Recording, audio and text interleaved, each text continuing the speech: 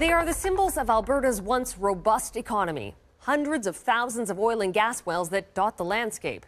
They've been drilled on farmers' fields for a century.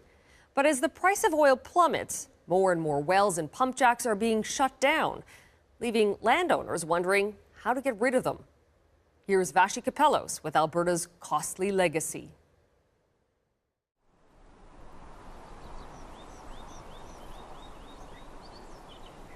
We live in God's country, no doubt in my mind at all.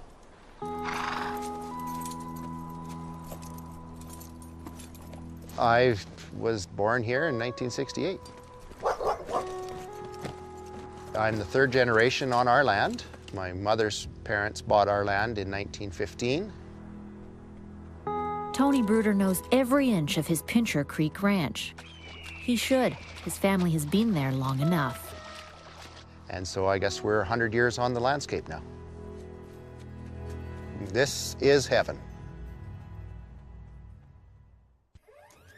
It's also been over 100 years that ranchers like Tony have been sharing their land with the oil and gas industry. In Alberta, it's all about the scenery, the Rockies, the big blue sky, with pump jacks and well sites across the Prairie Province. Over 400,000 wells have been drilled in Alberta since 1915, many on private land like Tony's. We have 2 well sites and 7 or 8 pipeline crossings. Multiple companies have leases on his land. This well was drilled in the 1950s and has been this way since Tony was a kid. We'd come up here and we'd climb on the well and we'd sit here and shoot gophers off the boards. The well produced for a couple of years but hasn't done much since the 60s. You know, the footprint that these well sites have left on our land isn't very pretty. And just the stuff left here.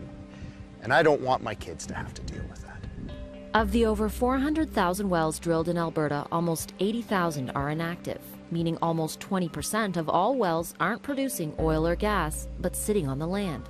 Some even have trees growing through old pump jacks, leaving landowners like Tony to wonder what will happen. Who knows what's coming up out of that site or what's going down? You know, groundwater getting in here, where is it going? Mixing with any contamination that's like, who knows what's going on with this site is my big thing. With the number of wells like this growing, some Albertans are worried about the legacy of an industry that built the province. Barry Robinson is a lawyer with EcoJustice. Nowhere else do we say, let's get rid of garbage collection in Calgary and just let the garbage pile up because, you know, things are kind of tight for people right now. No, we don't do that. We say it's part of a community to get garbage hauled away and properly disposed of. Alberta's oil and gas legacy began when oil companies decided they wanted to drill on private land. Tony's father, Joe, now 94, remembers the old days. When we were starting up, there were no rules. There wasn't one. The companies ruled. The company come in and they tell you, we're going to do this, and that was it. You couldn't even say no. That's because Alberta owns the resources and the right to drill. Landowners usually only own what's at the surface, so if a company wants to extract oil or gas, they just ask the government for permission. Well, you got paid for it, but what they decided to pay for it. Like Dad mentioned before, the one fella told him, you own this much, we own the rest. So I have more right to your land than you do. Does that make sense? No. Tony is paid over $3,000 a year for this site, and he's supposed to be paid until the land is restored. But there are few rules for when that will be. How would you describe the problem that exists right now? Well, the big problem in a nutshell is that there's no timelines. The law says you must abandon the well. The law says you must reclaim the site.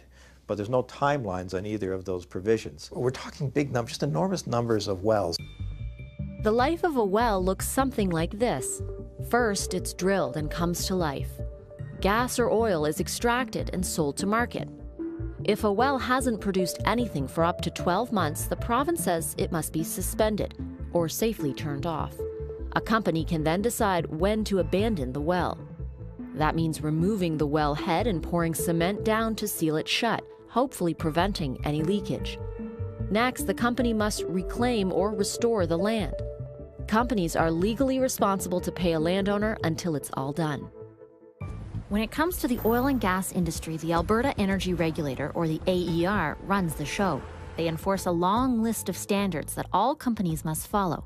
Kirk Bailey is their Executive Vice President of Operations.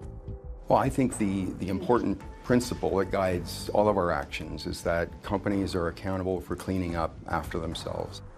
Accountable, yes, but when they clean up is not always part of those standards, meaning a company can leave sites like Tony's just sitting there. Almost 20,000 wells have sat inactive for over 10 years.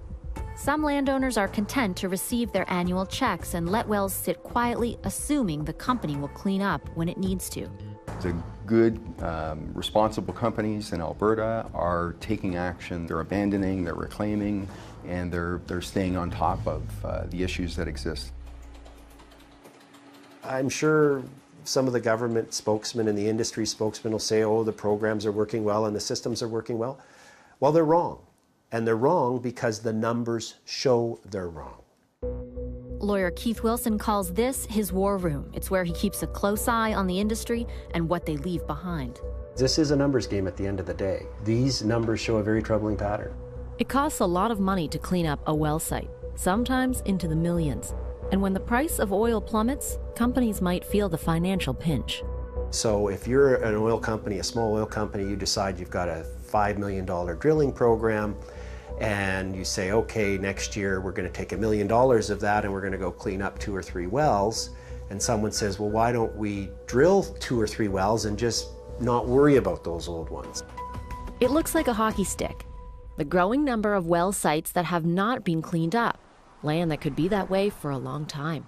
You can see how starting around 1995, when they attempted to put in time limits, the government did and the industry pushed back, we've had this huge increase in the number of legacy wells just sitting out there and not doing anything. That's why Keith thinks timelines should become law.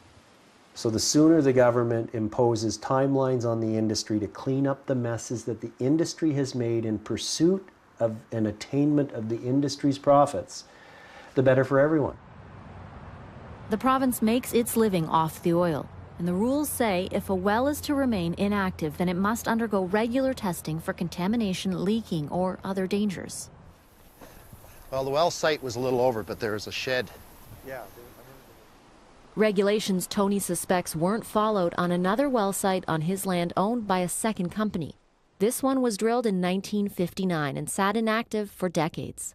We noticed contamination right from the start. Like, as far back as I can remember, listening to Dad's stories about what was on the well site and looking what was coming off of the site. When his cows wouldn't drink water from around here, Tony worried there was a problem. He enlisted Barry's help 6 years ago. You know, to the untrained eye, it does look pretty good, but it's what's under there that worries me the most. They managed to have the site abandoned last fall and are waiting for environmental testing and the land to be restored. But if timelines for reclamation had been in place, any contamination might have been caught earlier. 16 by 9 attempted to contact the companies that own his sites, but neither provided comment. There's no doubt in my mind that we're being screwed over by this company. I'm not anti-industry. I understand we need the oil and gas industry, but we have to deal with these old problems. Last year, the Alberta Energy Regulator, that's the AER, admitted that almost 40% of inactive wells weren't even following the rules. You really have to ask, how did we end up with inactive wells out of compliance with the rules? Why weren't they enforcing every year when wells weren't in compliance? I think this is really about enforcement by the Alberta Energy Regulator. But the AER says they are now taking action. We've got a program that will see this work to completion, and we won't stop until we actually have every single well in a compliant state. In 2015, the AER launched the Inactive Well Compliance Program, attempting to bring wells simply into compliance. Just doing that could cost industry $320 million. This well is part of that program, but Tony hasn't seen much work get done. So when I hear these new things coming out, I don't fault me too hard for having a little bit of skepticism. Although it can sometimes feel like a bit of a David and Goliath situation, I think our processes are designed to give voice to the landowners and to give them some power when they might otherwise feel powerless. But critics say the program is only looking at bringing wells up to code. It's not actually abandoning inactive wells and restoring the land they sit on. Barry thinks that's the real problem. So this is a liability that is going to end up either impacting the industry as a whole or the province as taxpayers. Tony still receives his annual checks, but whether it's up to industry or the province, he says he'd rather have his land back. We take care of the land, because if we don't take care of the land, it's not going to take care of us. We make our living off the land. And if we abuse the land, it's not going to be there for us to make a living off of. Next, who pays for the cleanup when an oil company goes bust? It just seemed to me to be kind of a bit of a circle jerk process.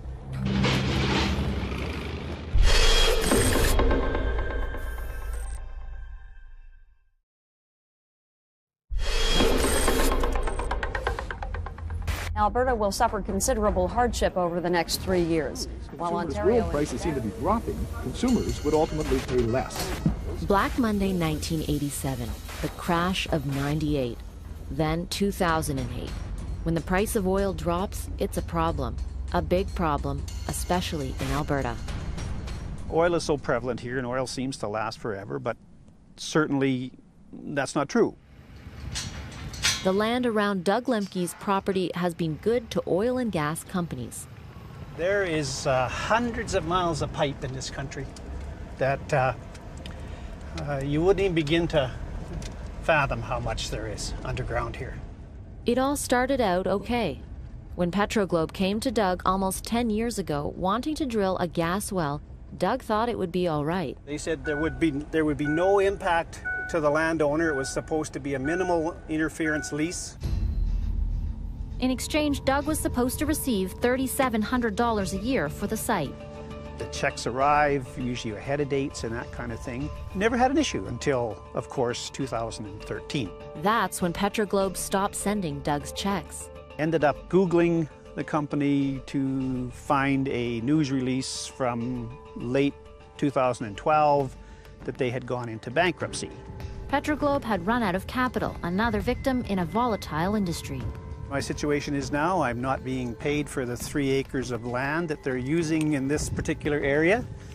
And the building just kind of sits here and takes up space. So that's kind of what I'm stuck with. If a company goes bankrupt, who looks after the well and the money owed to landowners? Lawyer Keith Wilson says the government predicted this could happen. What the government has said to landowners, like Mr. Lemke, is if an oil company goes bankrupt, we, the government, will pay you because we allowed them to force their way onto your farm.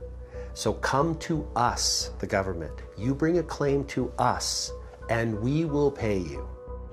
So Doug was confident the province would be there for him and pay what Petroglobe wasn't. We sent in an application identifying that we had not been paid our lease agreement. Ultimately, in our mind, it was just a formality until we would receive payment from the Surface Rights Board in that matter.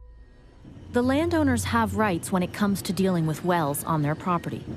Their rights are enshrined in the Surface Rights Act. It outlines what companies are responsible for and what a landowner is entitled to. Section 36 of the Act says that if a landowner doesn't receive payment from the company, the government might pay. The Act is upheld by the Surface Rights Board. But in Doug's case, when Petroglobe stopped paying him, the Surface Rights Board declined to award payment. So we were kind of up the creek without a paddle, shall we say, from there. Hey, Doug, good to see you. You too, Keith. Welcome. It just seemed crazy, inconsistent with the whole purpose of the legislative framework, which is to create balance and fairness and allow these two industries to occur and to allow the economic prosperity that Alberta has when we're on the upsides of our cycles. What we're trying to achieve through this case is to make sure that the safety net that we believe was supposed to be there, me and other lawyers, will actually be put back in place so that you won't be left out of pocket with this abandoned industrial site on your property, on your farm. Gerald Horonic is chair of the board that declined Doug's application, an independent body that rules on issues facing landowners and the Surface Rights Act, including non-payment of rent. If an obligation or a recommendation is made to the minister to pay the lease price, the Crown is owed the money, and the Crown takes the place of the landowner. In Doug's case, the Surface Rights Board decided that money owed before the bankruptcy could not be paid because the company was under the protection of the Federal Bankruptcy Act. It's all done on a case-by-case basis. We look at the facts of each individual case. Keith says each case may be different, but that interpretation doesn't make sense. So the simple fact of the matter is, Mr. Lemke, Mr. and Mrs. Lemke, are not creditors of Petroglobe against the government. They're a creditor of the government. Isn't there an assumption, I guess, by a lot of landowners that they're guaranteed their money? There's discretion in the board. There's no complete guarantee. So it depends on the facts. Keith says decisions like Lemke's break the social contract made between landowner, industry, and government. Some are calling for a full review of the Surface Rights Act and Section 36 applications. Is to protect people when the problems come up. And we're seeing, in the instance of the Lemke case in the Surface Rights Board, the government effectively turning its back on the landowner. Over the last 10 years, the government has paid almost $7 million in non-payment decisions. Gerald says applications will increase as the industry struggles. Is it possible for the burden then on taxpayers to increase as a result of that? Oh, it will. It could. The board reviewed Doug's case and upheld its decision, but says while there are no guarantees, Doug can make a new application for all missed payments. It just seemed to me to be kind of a bit of a circle jerk process. But it's not just about Doug, it's about his land and the wells Petroglobe has left behind. And you can see all of these dots are wells. Many of these wells are with Petroglobe, which is now bankrupt. Petroglobe owned dozens of wells. Here's one, and another. Wells that could now be called orphans. And unlike Tony Bruder in Pincher Creek, who has a company he can pressure to clean up the site, Doug feels like he has no one to turn to. You see, this is another example of what's left of Petroglobe here. This could be here forever. It's just not right. It's totally criminal as far as I'm concerned. The oil companies are put in a position to make huge profits. Good for them. I don't have a problem with that. What I have a problem with is when they're taking those profits at an excessive level, distributing them out to shareholders in executive compensation of millions of dollars, and many millions, multiples of millions, and not cleaning up the mess. It's the Alberta Energy Regulator's job to make sure each well is looked after. Executive Vice President of Operations Kirk Bailey says as technologies like fracking advance, it is possible an old well could be retrofit to be profitable again. So there's an argument to be made that these wells should be left in a suspended condition, which allows them to be restarted. But Kirk also says the longer a well sits, the more unlikely that could happen. And if the price of oil drops too low, an inactive well could find itself without an owner. There was the potential for bankrupt companies to leave a trail of assets that weren't being properly managed, and action was taken. A mechanism was put in place to protect Albertans from that financial burden. That mechanism is called the Orphan Well Association. And if a company wants to drill a well in Alberta, they must pay into the Orphan Well Fund to help reclaim the land after companies go bust. So can you tell me about what we're up to today? Pat Payne calls herself a garbage lady. In reality, she's the manager of the Orphan Well Association. That's what I do, is I seem to pick up the garbage. We pick it up and we clean up after the oil and gas industry. Yeah, it's not the sexiest name, that's for sure. And cleaning up can be a huge task. It means testing for contaminants, removing contaminated soil, and hauling in topsoil. Well pipes are cut off below the surface, and pipelines are usually left in the ground. 16x9 joined Pat on this site just past Red Deer, Alberta. The company went bankrupt in the late 90s, and the well was abandoned 10 years ago. She thinks it will take 5 more years to finish this job. I think we're doing the best that we can with what we have, and what we're really seeing is things take time. In 2014, Pat had 162 wells to clean up. This year, it has quadrupled to 704. And that's on top of the over 500 sites like this she has on her plate. What we tell the landowners, it took a long time for the site to get into this condition, so we're going to need that time to put it back and return it to equivalent land use. In 20 years, Pat has managed to clean up just 700 sites. And even though industry has doubled her budget to $30 million, it could still be decades until Doug gets his land back. How do I get the land back, you know, to where it's land and not an oil company lease? Remember the hockey stick? Keith says Pat can only tackle a fraction of all the unreclaimed land in Alberta. Another important thing about this chart is if you look at the Orphan Well Association, which is in place to deal with these problem wells, their capacity to deal with wells is about there. In other words, if they went full out this year, at best they're going to get about that many done, a sliver. So they're completely under-resourced. The problem is greater than their capacity. Which is why some landowners want timelines in place to make sure companies clean up before they go bankrupt. That's what ticks me off the very most about this. This should have been dealt with 30 years ago. Only the provincial government can create those timelines, and they're a long way from Pincher Creek. Why is the Alberta government allowing that to happen? 16 by 9 went to Edmonton to ask the new NDP government if inactive wells are even on their radar. I'm very concerned about the environmental legacy that we have inherited from the previous government.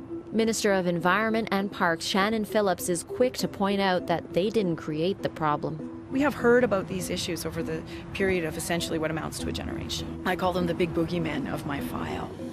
But she's short on specifics with how hard they'll push industry to clean up. Are you willing to bring in timelines to force compliance, to force reclamation and abandonment issues? Right now I'm examining our options on precisely that. We know we have to get the balance right. This is a time of economic uncertainty. But what is certain? Oil prices will continue to fluctuate, and Tony and Doug will have to keep waiting to get their land back. I'm angry at the process and how things transpired. I want these jobs done before this gets passed down to the kids. I don't want them to have to deal with this crap.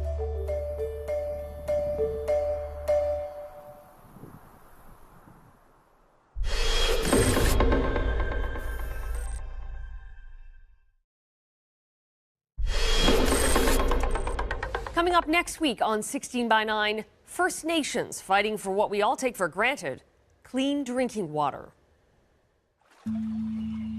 The city of Winnipeg was growing at the time, and they decided to look for water elsewhere, so they thought they can just take the water from here. We certainly were not involved in any kind of negotiations. It was more or less just take without asking.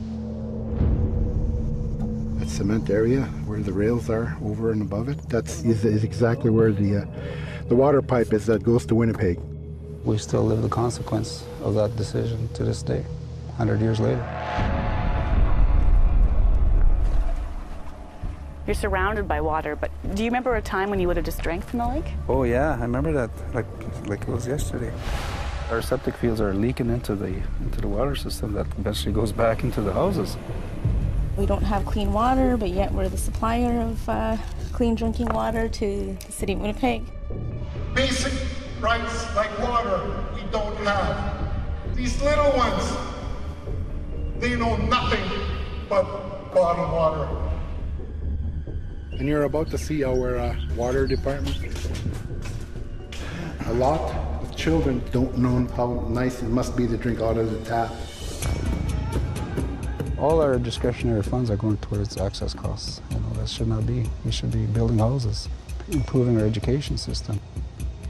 Give us some infrastructure like this road that we desperately need to be self-sustaining community. We always were, and we have it, you know, we can be again. The possibilities are endless once we have that road, but right now, without a road, the excuse of why they don't want to build a treatment plant is because there's no access for things to get here.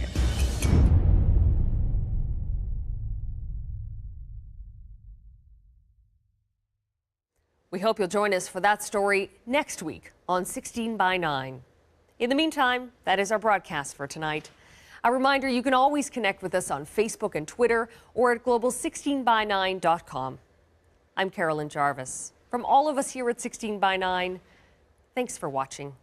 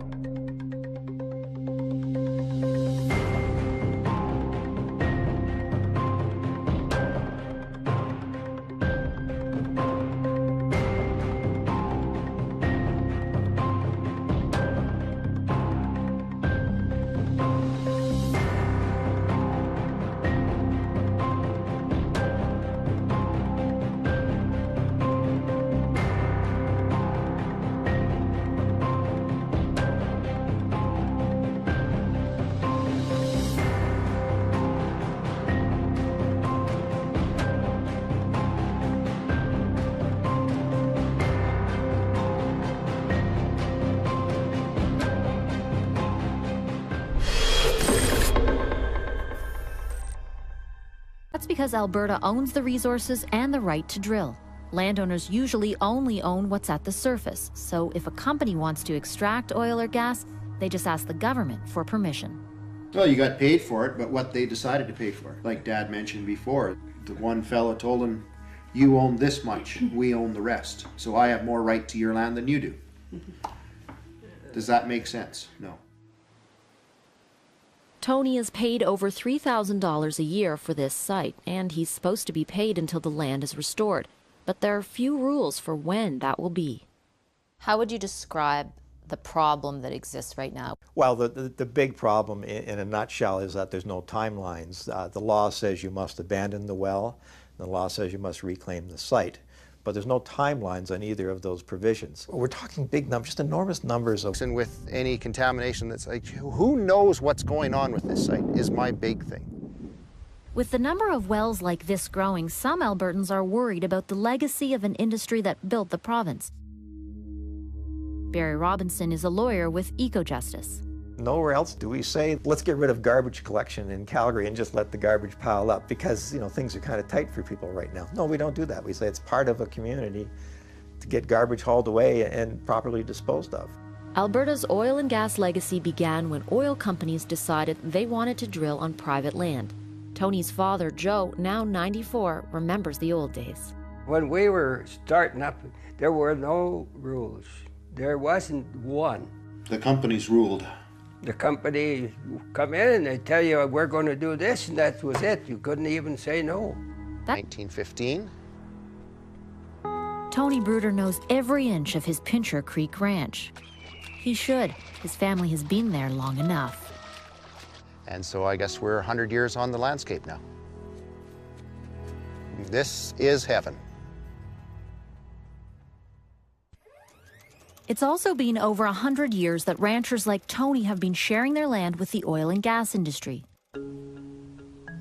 In Alberta, it's all about the scenery, the Rockies, the big blue sky, with pump jacks and well sites across the Prairie Province. Over 400,000 wells have been drilled in Alberta since 1915, many on private land like Tony's. We have 2 well sites and 7 or 8 pipeline crossings.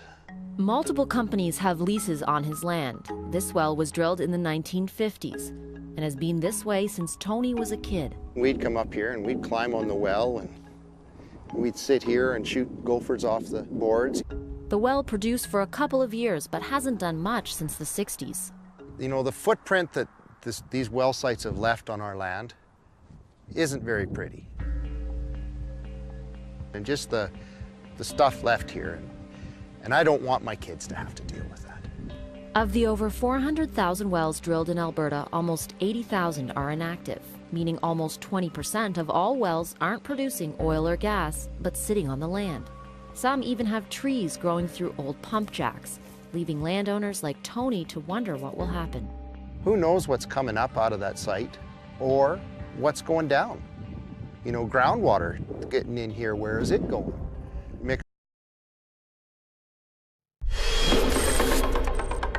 They are the symbols of Alberta's once robust economy. Hundreds of thousands of oil and gas wells that dot the landscape. They've been drilled on farmers' fields for a century.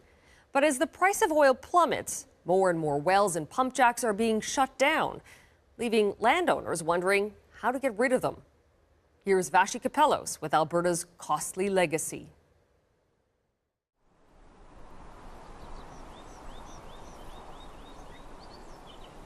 We live in God's country, no doubt in my mind at all.